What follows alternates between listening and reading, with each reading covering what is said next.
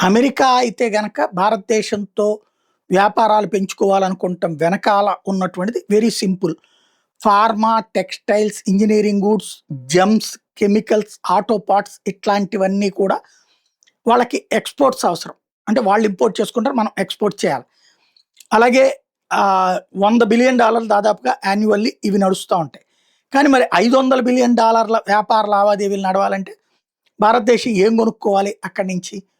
వ్యవసాయ పారిశ్రామిక ఉత్పత్తులకు ఉంటుందా? ఇక్కడ కాంగ్రెస్ చెప్పేదేంటంటే చీప్ అండ్ బెస్ట్ వెరైటీస్ కిందన వాటిని ఇక్కడ తీసుకొచ్చేసి దెబ్బతీస్తారు. ఖచ్చితంగా వాళ్ళ ప్రయత్నం వాళ్ళు చేస్తారు. సేమ్ టైం ఎప్పుడు ఎక్కడ ఆపాలో మనకు తెలుసు. అమెరికాతో గొడవ పడాల్సిన అవసరం లేదు. అలాగని అమెరికాని అతిగా నెత్తిన పెట్టుకోవాల్సిన అవసరం లేదు. ప్రపంచ దేశాలని వణుకుతున్నటువంటి వేళ అమెరికాని ఉడికించి ఉడుకుమోత్తనంతో మాట్లాడే మాటల్ని లైట్ తీసుకుని చివరికి ట్రంప్ తనంతట తను దిగొచ్చి ఒప్పందం చేసుకునే స్థితికి తీసుకొచ్చాడు మోడీ. మోడీని తక్కువగా అంచనా వేయడం అంటే అమాయకత్వం.